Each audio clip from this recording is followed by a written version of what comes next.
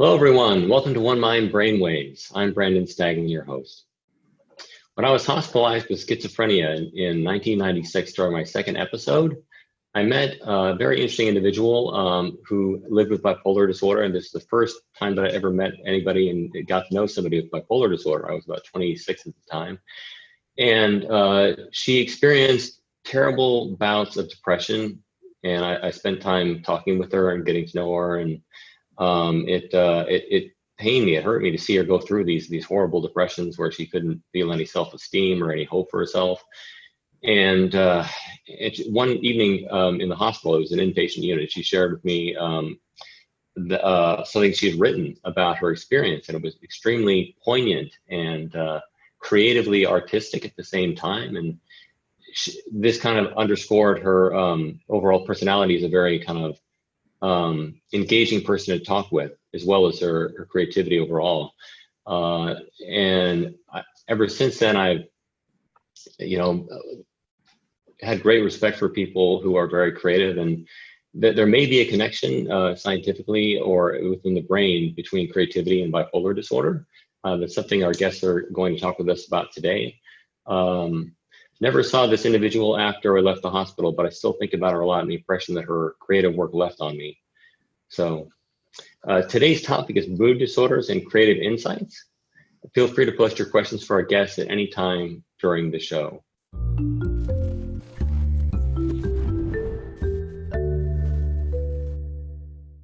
Our guests today are Dr. K. Redfield Jamison, the Dalio Professor of Mood Disorders at the Johns Hopkins University School of Medicine.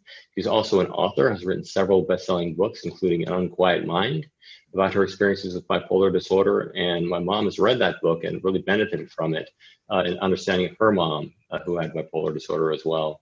She's also written the book Touched with Fire, which goes into detail about the possible connection between bipolar disorder and other mood disorders and the artistic temperament and creativity.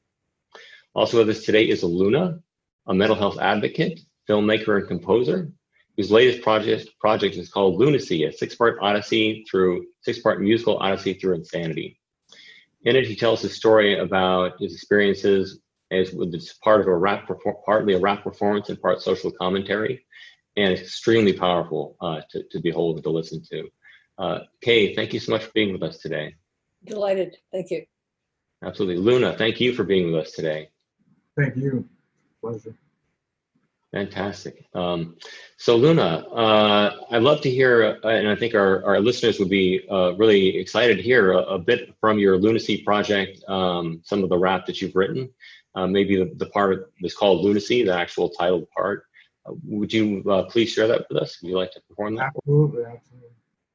So, Luna tick, Luna talk, Luna sinks to your clock, Luna ticks in your watch, Luna rise, Luna shines, Luna floods in your eyes, and summons the tides to rise in your mind.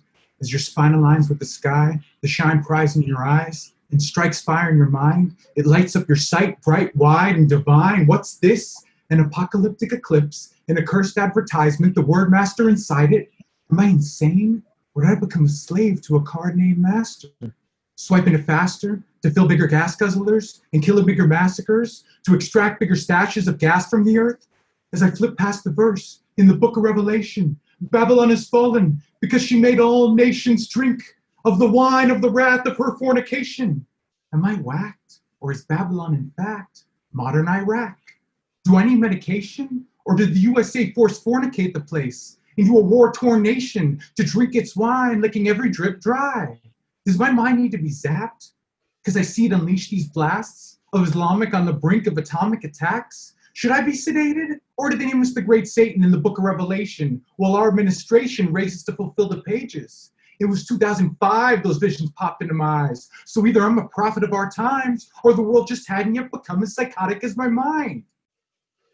Luna talk, Luna tick, as the clock quickens ticks and the plot thickens quick. My God, this eclipse is beginning to shift as images twist in its cryptic glint. What the? We stuck a God we trust on the front of a buck? You gotta be insane. Kids spray or place on trees till it's the only green we see. It's obvious to me you need a lobotomy if you do not see it. Psychotic, we name our nation's favorite game Monopoly. Taught kids to stab each other in the back, to snatch up as much of the map and stack up as much of the cash as their banker bags can stash. You gotta be sick in your dome to not think it's some sick joke you were told to follow the gold brick road to the glitzy city with the money-colored glow, where anyone with a brain, heart, or place like home knows you gotta go if you want to be made whole. I suppose the same way the road to hell's paved to the same place it goes, where you trade in your souls for that minimum guarantee of the American dream, which is a nightmare to me. And that's pretty much a glimpse of the visions which flip a lucid dude like you into a lunatic like me. And I too was once you. So you too could be me sooner than you believe, because the closer the moon shifts to the apocalyptic eclipse, the more lunatics, which is why we loonies do cry to the moon, and why we sing these loony tunes to keep future loonies in tune with the moon.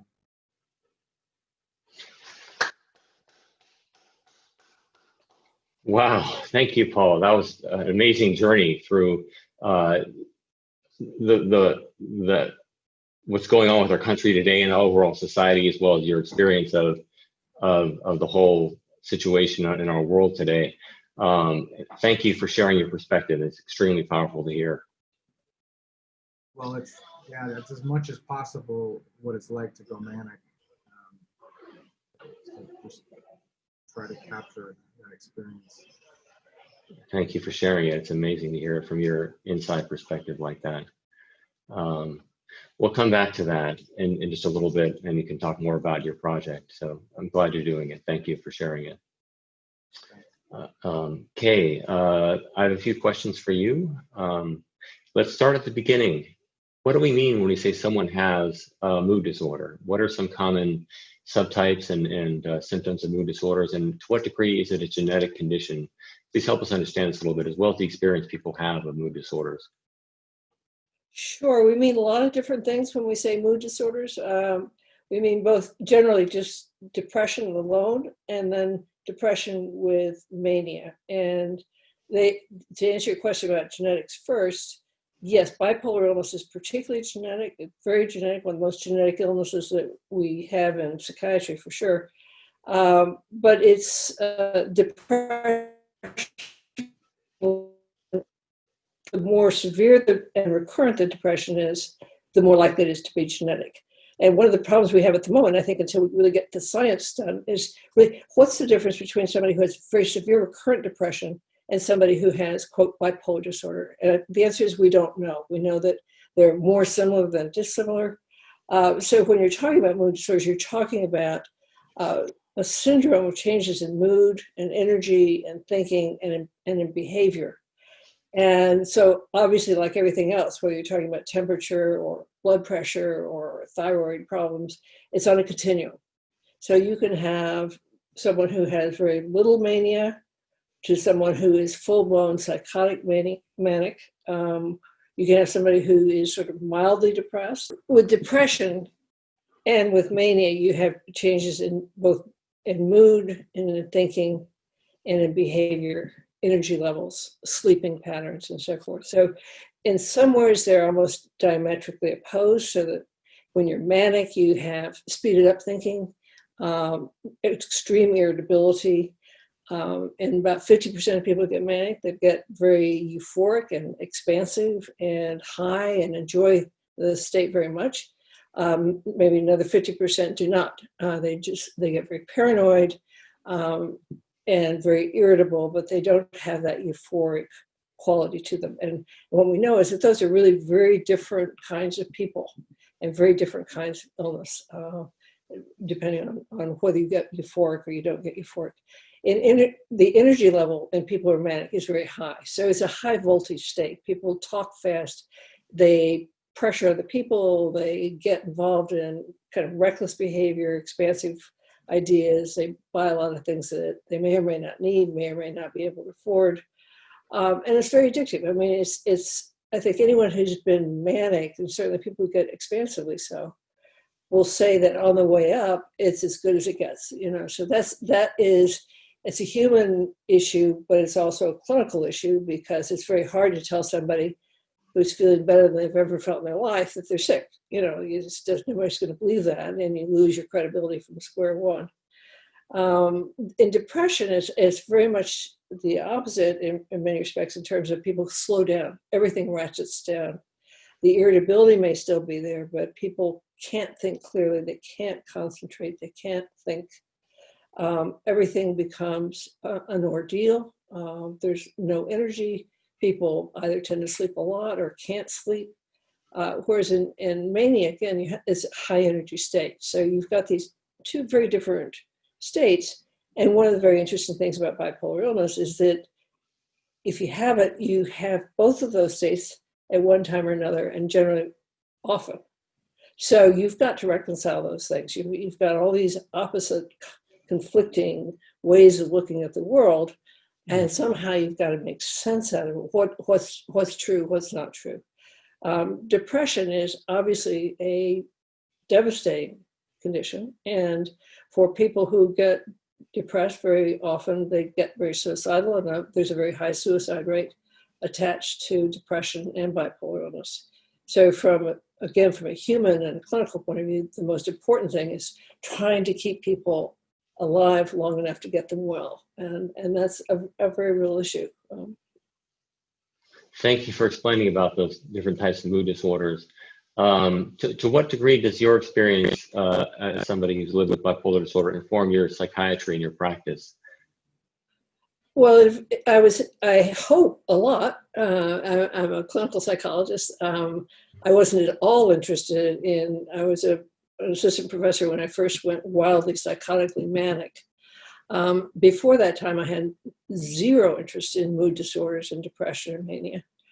When I got over my manic episode and got well, I got very, very interested in it. So I chose my specialty, as it were, on the basis of having been very, very sick indeed and nearly died from suicide attempts. So, I hope it informs. There's not much point in going through what people who have depression or bipolar illness or schizophrenia if you don't do something with it. I mean, it's a pretty awful commentary on yourself and on the world if you don't, I think. I've been very fortunate. I've had good treatment. I've had great friends and family and colleagues.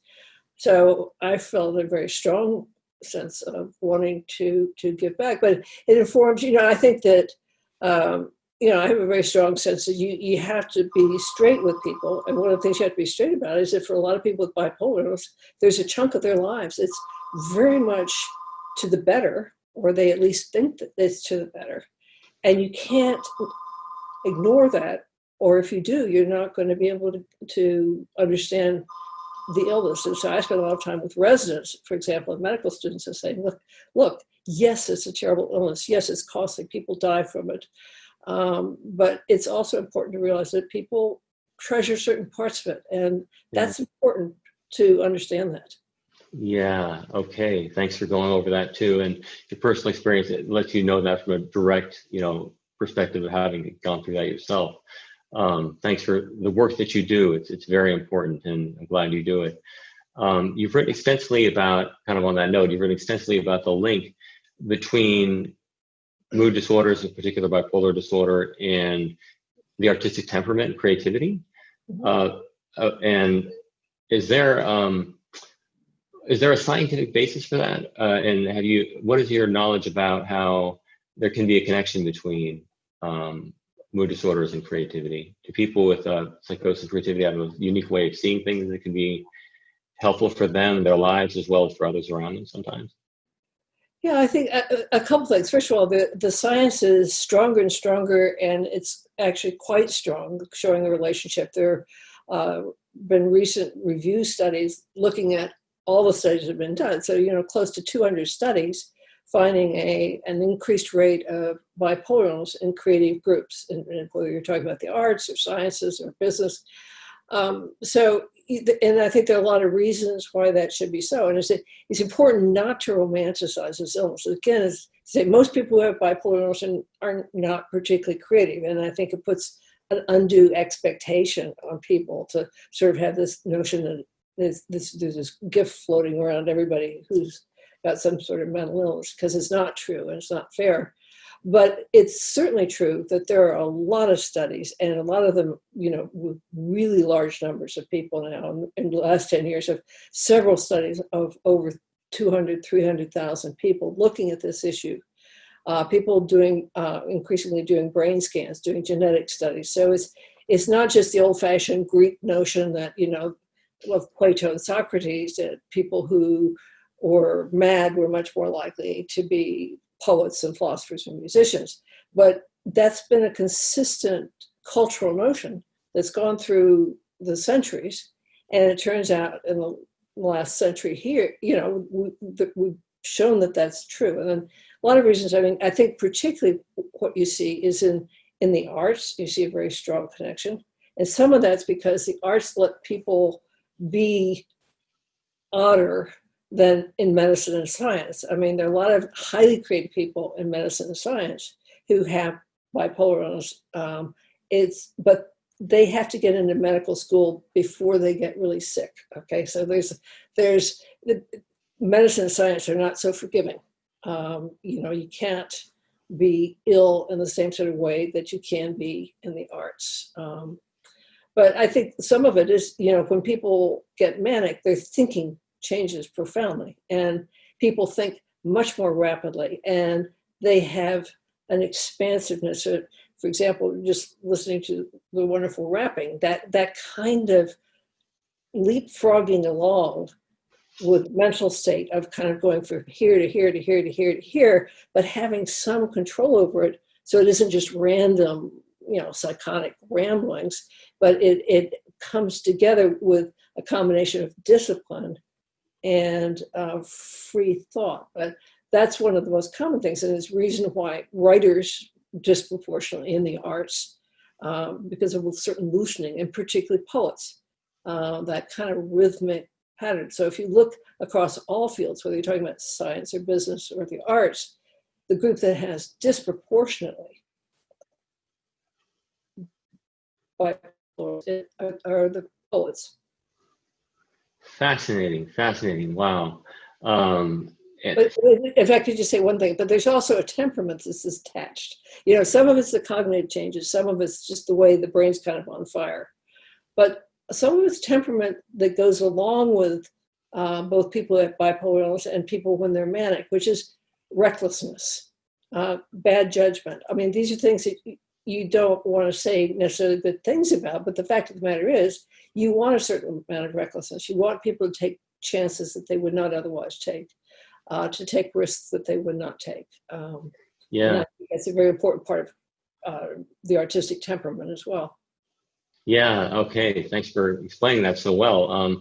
It seems like art is not art. They say you can't do art by committee, and committees are people are very, risk averse, and will try to get everybody's on the same page of consensus. But to take a risk, is essential for great art. I've heard and read about that. So, yeah, thanks for explaining that. And Luna, that's certainly been the case for you.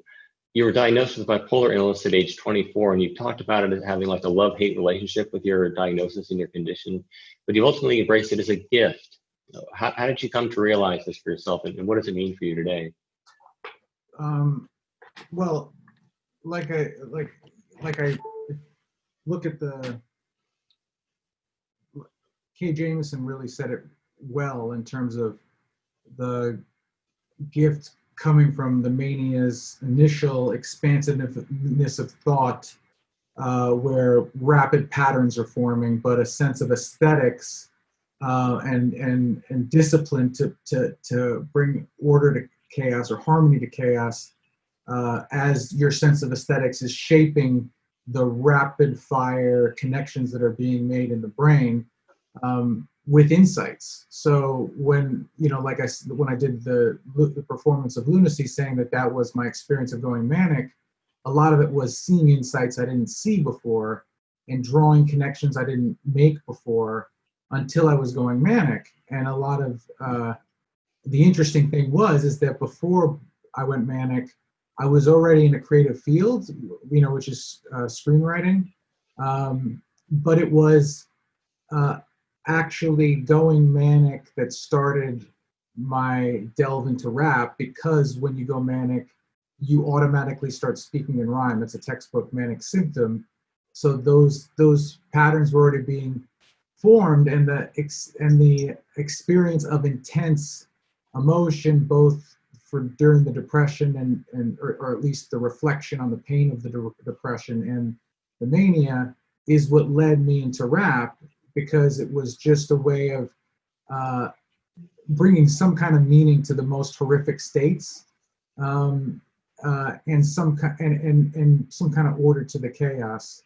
And it was just a way of healing. At first, is that it was a way of healing as I would do it. But my official initiation into the rap was, at first, while it became a source of healing, then one day I was walking by a rap club, and there was what they call a cipher out front, where people kind of fight each other with words. Rap is a very competitive art form. A lot of it started with these competitions where you fight each other with words, and the audience would decide who wins. And this guy, and I was watching the cipher, and this guy lashed out at me, and it kind of triggered this pent-up verbal backlash of everything I was going through with the angst of the bipolar, and that was kind of my initiation into the rap scene. And so I would go to these clubs, and I would fight, in these battles under the alias Luna, which was short for lunatic, kind of flaunting the lunacy as a gift. And in a game where the crazier, because in the game, it's who could come up with the crazier rhyme, the more outlandish rhyme with the tightest rhyme schemes and the most intricate rhyme patterns. That's where I thrived even more than screenwriting.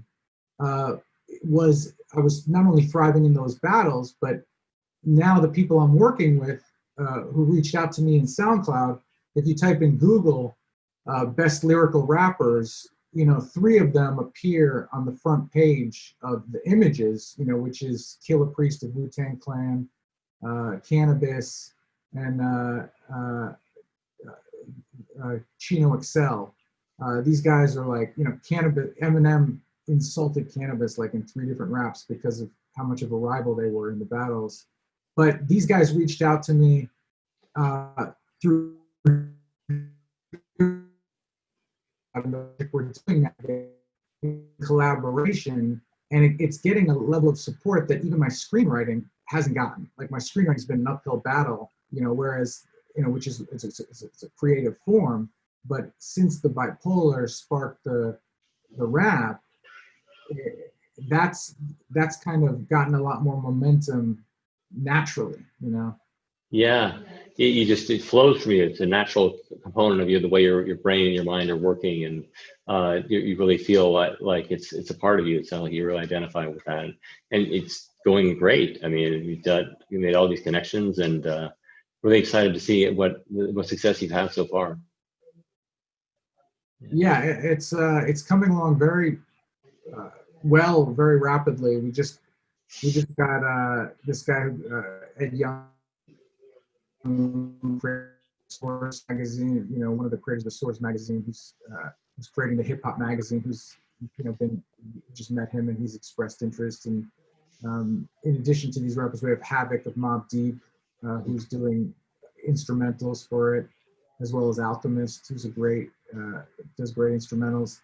And it's expanding beyond just lunacy, which to me is exciting because it's expanding to the visions of the Book of Revelation, which goes beyond just the experience of bipolar itself, but it goes into the insights that you have when you are going manic, which a lot of people who have bipolar, they go into this experience of seeing the Book of Revelation because there's a reason why a lot of people are comparing the times we're in now, these apocalyptic times, with the Book of Revelation.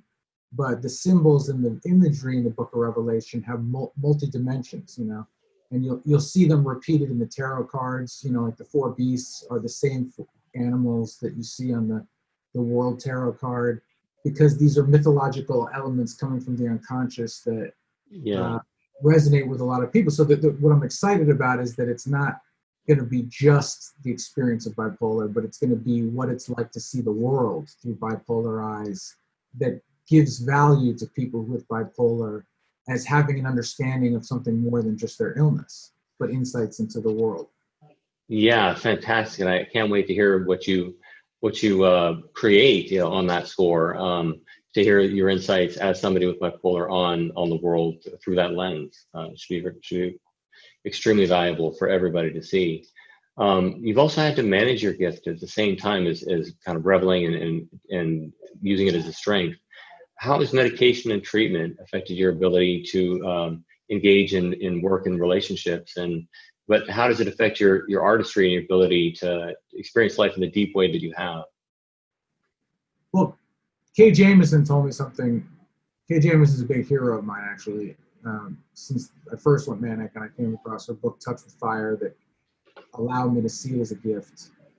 But allowed me, I reached out to her. Eventually, I had the privilege of meeting her, and she helped put in perspective the duality of the gift and the curse, and how to navigate that in terms of, you don't want to go manic again, because it's just creates devastating effect on your life. But how do you draw from the creativity? And she really gave me insight into one of the big aspects of that, which is that all the creative insights from your first mania, and this is what I experienced. If I look at the difference between my first mania and my second mania, there were no new insights in my second mania.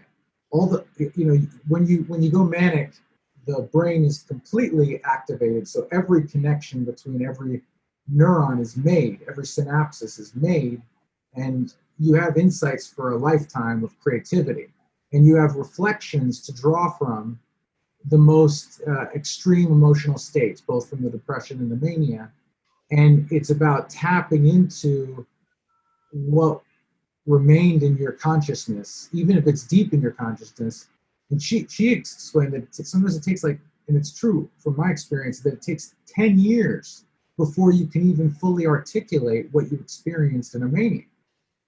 And that is what I experienced in terms of I'm just now being able to tap into and understand what I experienced in the mania. But the understanding of that you don't need to be in a high state or manic state to be able to create your best work. Actually, you create your best work in a stable state where you're reflecting on the emotions that you'll forever have in your consciousness from your experiences going to those states. But that actually to value the brain so that you're not causing brain damage from going manic and going depressed. So you're losing that creativity as opposed to healing. And I think it's great that what she's working on a book now about brain healing, because the biggest journey after you go manic and depressed is the healing, and learning how to heal and always finding different techniques to heal so that you're not only able to live a more functional life, but even with the creativity, you're able to function creatively at a higher level. Yeah, that's great. It's kind of a delicate balance, it sounds like, between letting your creativity. Well, I think it's great to hear that the mania that you've experienced is the insights are still with you, and you can harness those when you're feeling more stable. So it's fascinating to hear how that works for you. Yeah, I could never create what I did with Lunacy if I was manic. I was never hypomanic when I wasn't hypomanic when I wrote that. Yeah, it didn't sound like it. In a very stable state where I was able to, like Kay said, bring order to it, which I would never be able to do in a manic state. I couldn't bring order to. Yeah. Yeah, it's like you find the components you want to mold into your art, when you're in that manic state, you make those connections just spontaneously. And then once you've made those connections, reach those insights, and you can draw from those back and mold them into something you can articulate, that can heal you and help others to see new things they didn't see before too. That's fantastic. Yeah. Kay, when treating some people with bipolar disorder, how do you harness the good while managing the detrimental and sometimes harmful effects of the illness, as well as sometimes of the treatment? Well, again, I think that, first of all, you ask people what it is that they value about the experience of what they've been through. And, sometimes people have say nothing, it's just unmitigated terror and destruction. But most people will say that there's something that and if you take it out of the world of psychiatric illness into people who've been through cancer or through a hurricane or something, given enough time, people will say, I learned to empathize more. I have more compassion. I have more of a sense of death and mortality. I have more of a sense of how extraordinary the world is because I've seen the other side of it and so forth. So I think that's one of the things, one of the great things that when psychotherapy is done well, which often it is not, but when psychotherapy is done well, that's something that people do beautifully, is to elicit what it is that people value. How is it that we can keep it? It's not all you take medicine and you dry up and your brain goes dead. And it's not no medicine and you're just brilliant and you're Van Gogh. I mean, there's something in between, and that is the task. And that's, you don't just treat this with medication. You've got to treat it with people's minds and hearts and souls and their experiences. And I think it's people, once they are on a journey, however you want to look at the journey, whether it's a mythic journey or a life journey, however you want to put it, is that people have a lot of things to go through, and they can go through it with someone who is really helpful and understanding, or they can go through it with somebody that's squashing them all the time. You don't want the squashers, okay? There are a lot of squashers in the world. There are quite a few squashers in psychology and psychiatry, but there are a lot of people who appreciate that this is a really nuanced and interesting illness. So I always tell people, what you've got is a really interesting illness, okay? Just start from there. And interesting, unfortunately, in this case, has some really painful, destructive stuff attached to it. But it also has interesting things and an interesting way of looking at the world, an interesting way of experiencing life and love and all sorts of things. And what we hope to do together is go through that together and learn, and most people are very interested in learning about their illnesses. So, learning everything from a medical point of view that they can, to reading literature written by people who had bipolar illness, and going to support groups. There are all sorts of ways of people learning about what they've got. So you can either just go be a cabbage for the rest of your life and just, tune out, or you can grab the illness and grab yourself and grab the journey and, have a great informed experience. But always, I always tell patients, you should have a badger list. You got to go into your doctor with a list of questions that you don't feel comfortable once you're there. But you got to go in, ask questions, ask a lot of philosophical questions, not just, I'm having difficulty getting to sleep and, should I get more of this drug or that drug? Should I change my medication? Those things are terribly important. But you also want people to be asking about, what are you going to do with this? What are you going to do with your life? How can I help you? What can we do together?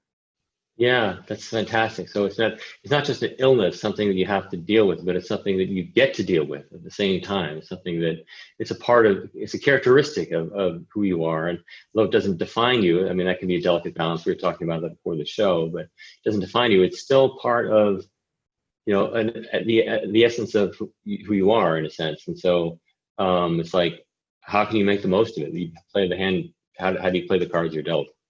Right, exactly. Yeah, thank you. Thank you very much. Luna, can you tell us a bit about your latest project, Lunacy, a 6-part musical odyssey through insanity, about which you heard from you a little while ago, and how's that going? You told us quite a bit about it already, but is there anything more you'd like to expand on? No, just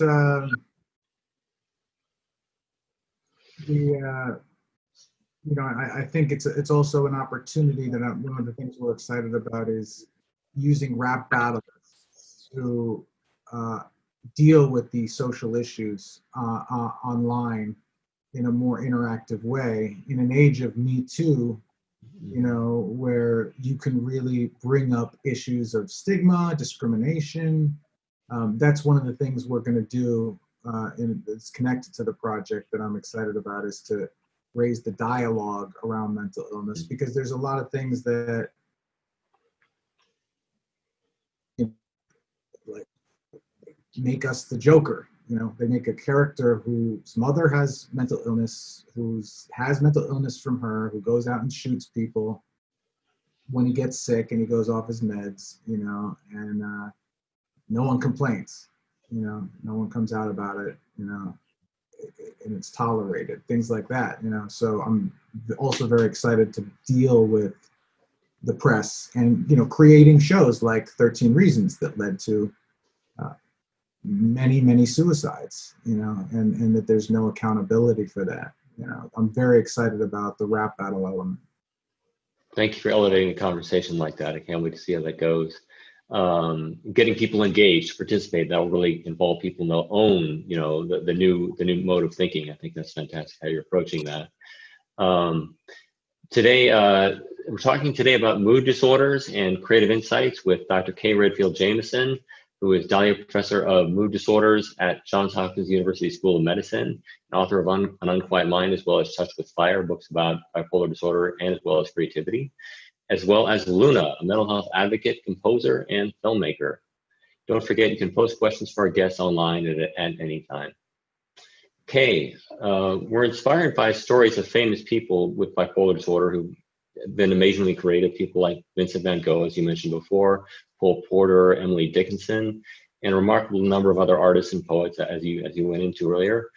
How can workplaces and society at large benefit from embracing and accepting and empowering people who experience mood disorders and amplifying their voice?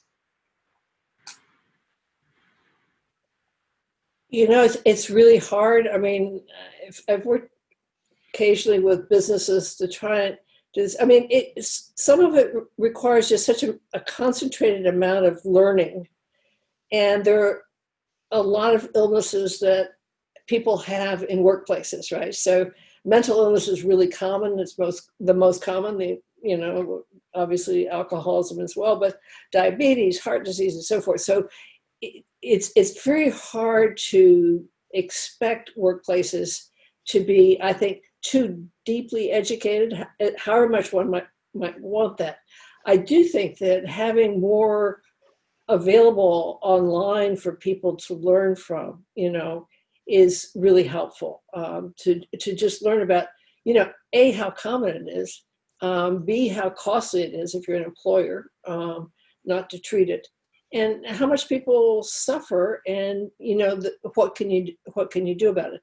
I think people need to learn more than they do, and the question is how do they do that? I mean, one of the programs, for example, the school system, one of my colleagues at Johns Hopkins, Dr. Karen Schwartz, has been very interested in the aspect of stigma that keeps kids from learning about depression and getting into treatment. So she started off in both public and private schools in Baltimore, going in and just doing, reaching out to not just the teachers and the students, but also to the parents, and having them all come in and just learn about depression, not any big, complicated deal, but just learn these are the symptoms. It's a medical illness, it's treatable, having some short clips of kids talking about their bipolar illness and their depression. And that is now a national program and even international as well. And she's done it all so that's online and available to school systems and so forth. I think that trying to do that in the business world, I'm more familiar with, I guess, public health and with the school systems. But I don't know why that couldn't be done. It's just that in all instances, there's a tremendous call on people's time. So I don't think you can keep asking teachers, for example, to learn one more thing or to reach out and be counselors or reach out to every troubled kid is completely unreasonable. And they've got to be teaching kids. So I think the more that you can do, bring into from outside that is good quality stuff, not just some sort of, you treat it with ginger and crystals and, whatever, but serious treatment and serious thing. I think people know more now than they used to. I think the universities are better informed, but they're just very few resources. And I think business is hit in the same way that everybody else is. Yeah, it's interesting to hear about the school system and how challenging it can be to help teachers, have the time to get into the educational part of what mental illness is. But I'm glad that your colleague is working on that with so many schools already. One Line has a program called One Line at Work, in which we help employers through understanding from the experiences of people who live with brain health conditions, as well as from each other who work in mental health in their companies, how to do that well, how to help employees through acceptance, fostering culture of acceptance and empowerment, as well as providing the supports for the employees. So glad that's going on. Also, I'm a member of this group called the Stability Network, where we are all working professionals who speak out about our conditions to help workplaces understand the experience of people. Right. Yeah, and it's particularly hard in some professions. I mean, I work in a medical school. Your hospital privileges are at stake. Whether or not you graduate or get into a residency is at stake. Whether or not you get into medical school is at stake. Your state licenses are at stake. It's great, and I think people are doing a better job than they used to. But it's very hard. I mean, I spent a lot of my time at Hopkins talking informally to medical students and house staff and junior faculty about their illnesses and how to navigate the system. But, to ask people to be open about it is, hard. Yeah, there's so much discrimination that still exists, and people need to be careful, unfortunately, but it's still there. So Luna, how are books like Touched with Fire, like Kay wrote, and films like Lunacy, like you're producing, helping to dispel the harmful stereotypes associated with mood disorders and the stigma that there is? Well, I think a lot of it has to do with it being created by people who have it. I actually, in addition to the book Touch with Fire saving me, and I mean, it completely changed me from a place of shame and stigma and confusion about what to do with this. Like, the whole concept of owning the journey, the way that Kay describes, is how do you own that journey if it's not painted in any way that you'd want to be a part of. I mean, you could easily find an adventurous to climb Mount Everest naked with no rope, and be like, okay, I might not even make it, but at least it's an inspiring journey. As opposed to, oh, are you excited to take this journey laying in a sickbed and dying? It's a very different thing. Because she's experienced it and she was able to translate it into a book that captured the journey of it and the creativity of it, despite the hell, it was an adventure that I could own, I could go on, and it was an adventure that led me to my own, pursuit of the creative gifts that can come with it. And it was an adventure that let me own the pain and make meaning of it. And because, I had it when I translate it through whatever artistic medium, I'm trying to translate it through. It's coming through my eyes. It's not seen from an outsider's eyes as this scary, confusing thing they don't know quite how to articulate. Because anyone who's been through it can see that, as she's saying, that it's interesting. That it's actually can suck you in. It's engaging, and so for me, I think that there should be more people who own it and have it, and even as Kay was describing about like being a doctor who has it. I actually one time stayed in Johns Hopkins. I was admitted there at one point, and Kay was there. And I had read her book and I knew her. And she's the only one I would listen to. I actually said, I want to talk to Kay. Like, there were other doctors there who were trying to give me advice on the medication and treatment. I said, I will not make a choice until I talk to Kay. I need to talk to Kay. And she was the only one I listened to because she had been through it. She had it. So I think in both art and psychotherapy, people who have it, owning it and owning the journey of it and being a part of that to help others, I think is very key.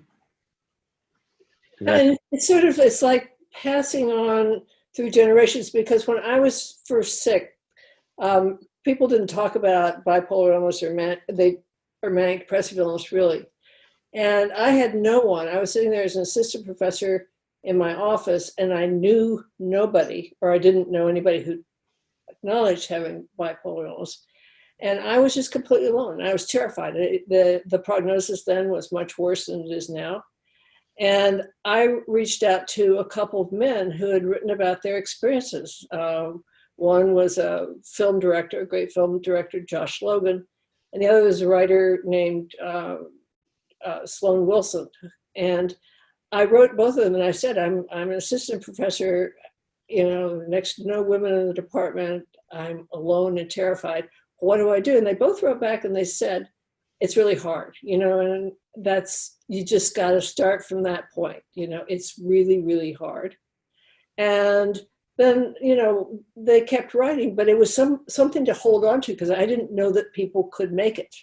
And they were both very successful in their own fields, and it was terribly important. And I think to the extent that people can do that, who have done okay, can reach out to people who are struggling, it helps things along. Absolutely. And, now you have done a huge amount, and I know Ellen Sachs quite well, and has done the same thing in different ways. Everybody does it in a different way, but just deeply impressive to watch people when they actually extend themselves and try to get on the hurt. Yeah, paying it forward. I mean, I can't think of any other appropriate way to respond to living with schizophrenia than other than try to help others who experience it too. And by harnessing my experience to do that, I mean, it gives me a sense of deep meaning, and I really enjoy and get a lot of satisfaction from meeting and working with people who experience similar things and helping them to just by talking with them and sharing possible resources or just knowledge about what the experience has been. Yeah, I'm with you. So finally, Kay and then Luna, what hopeful insights do you have for people who are struggling with mood disorders at this challenging time? Is there a light at the end of the tunnel, and what does it look like? Well, it used to be, I finished a book a couple of years ago about a poet named Robert Lowell, and actually he's well known for the lines, if there's a light at the end of the tunnel, it's the light of an oncoming train. And that was because when he had like 20 episodes of mania, and he had to deal with the fact that his future was pretty awful. I think in this day and age, it's very, very different. I mean, the problem is not that we don't have treatments, that we have trouble getting people into treatment. We have trouble keeping people in treatment. But I think it's a different sort of situation. I mean, we have a completely insane health system that's brutal and cruel. And so, I don't know how I can say to people, get a second opinion, do this, but most people can't afford a first opinion. So, until society deals with the structure of the healthcare system, it's very hard, because having treatment not be available. But for so many people now, treatment works well. And I think that, I'm very optimistic. I think the science is incredible. I'm privileged to work around some of the great neuroscientists in the world. And they are smart and competitive and compassionate and really imaginative. And I think science is going to be the thing that really, at the end of the day, does the most. Thanks. That's great words of hope, and something we're working on hard at One Mind as a research funding organization. So yeah, thank you for sharing that. And what about you, Luna? What hopeful insights do you have to share? Well, the first one is actually what Kay described, what she put in her book about Robert Lowell, is about, first of all, owning the thing as a journey, a hero's journey, an adventure. So you're not creating expectations that there's not going to be a train, up ahead. But Robert Lowell was an inspiring story, an inspiring hero who left a mark behind and just by living a life that, she was describing how he had 20 manias, just, would go manic and then depressed and then, but his empathy allowed him to create these great poems about the Civil War. And, just, he used whatever he had for his journey.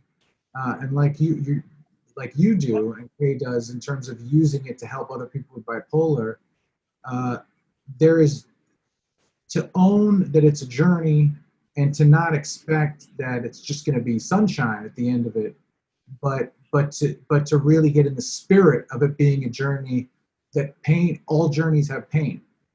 But in addition to that, I will say that I was diagnosed with the worst, most severe form of bipolar, the most severe of bipolar 1, and I've had the suicidal depressions, I've had the hospitalizations, but, for the last 15 years, my mental state and my health and my happiness has just gotten better and better over time through owning it, through owning the treatment and the journey beyond even what the doctors recommend. Like there's always something new that I'm finding.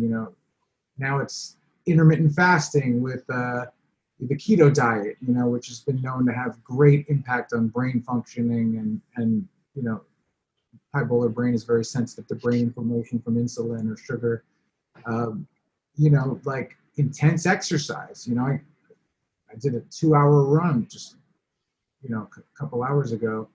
Just these kind of things to transcendental meditation. If you do those things, which by the way, you would never do if you weren't desperate.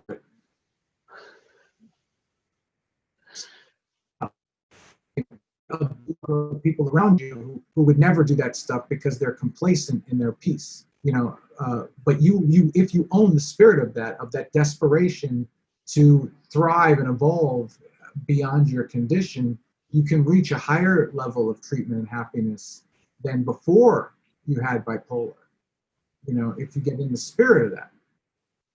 Yeah, that's so great to hear. You experience the depths of the darkness, but then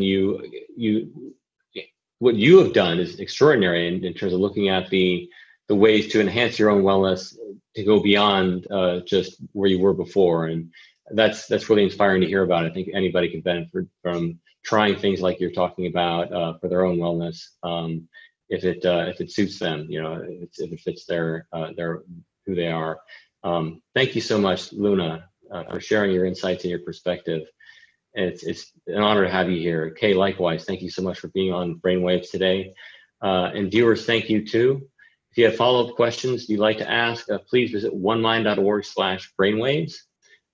Everybody, I really appreciate your participation today. Thanks, and we'll talk to you again soon.